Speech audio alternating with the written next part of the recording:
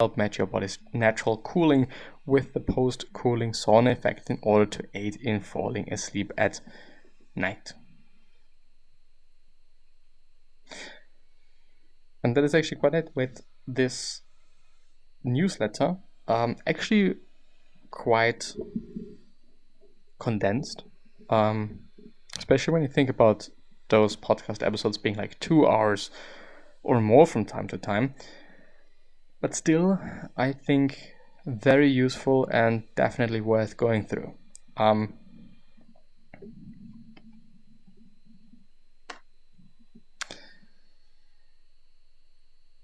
I believe that there is another newsletter that I did not go through yet, at least not completely. The gut microbiome health thing, did not go through this one. And also the workspace one, I think that there is still something left, but I would have to look that up. Gets the room right, gets the background sounds right for optimal work output. No, I should. There's an interesting effect of workspace optimization called the cathedral effect, in which thinking becomes smaller, more focused on analytical processing when we are in small visual fields. This link to a Wikipedia article, just because I'm interested. Universal Principles of Design revised and updated by William Lidwell. Okay, the more you know. So no, there is actually nothing here about FAQ Tour podcast episodes. Support scientific research in the Huberman lab at Stanford. But we could actually go through the gut microbiome one, because it still is build or break habits using science-based tools. Steps to enhance the quality of your connecting with others and others in the holidays and neuroplasticity. Let's actually have a look at habits. This is the newsletter from January 2022. Phase 1. The first 0 to 8 hours after waking, your brain and body are more action and focus oriented. In phase 1, due to elevated dopamine, adrenaline, and cortisol level, it is easy to overcome limbic friction. Note, we are also more prone to distraction and flexive multitasking at this time, so don't succumb to that.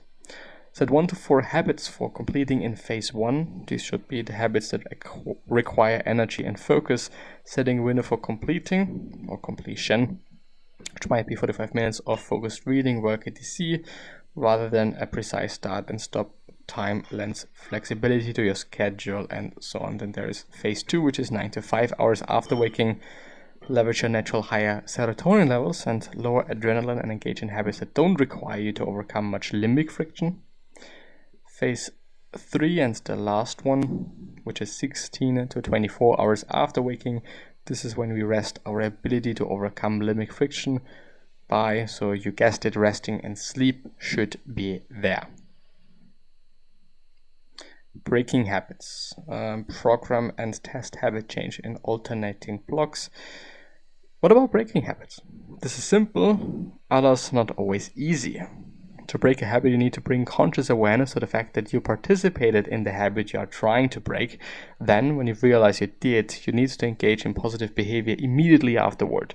The specific behavior is less important than the fact that it comes immediately after the habit you are trying to break, and that it is not be negative behavior.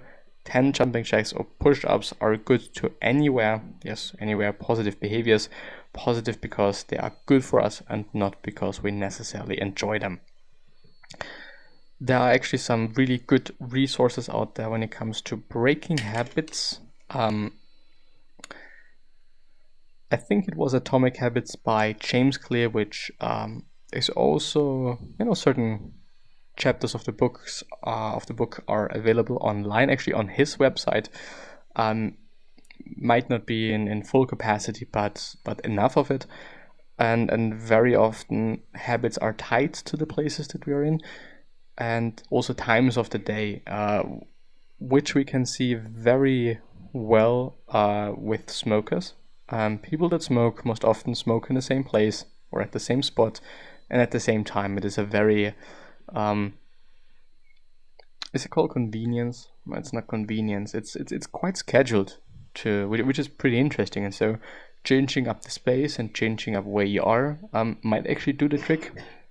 Also the time and whatnot, and monitoring it and actually kind of seeing one's own habits is actually also really interesting. Also when it comes to workspace and work itself, to optimize things and actually trying to optimize it, and just trying to see patterns and being able to work with it.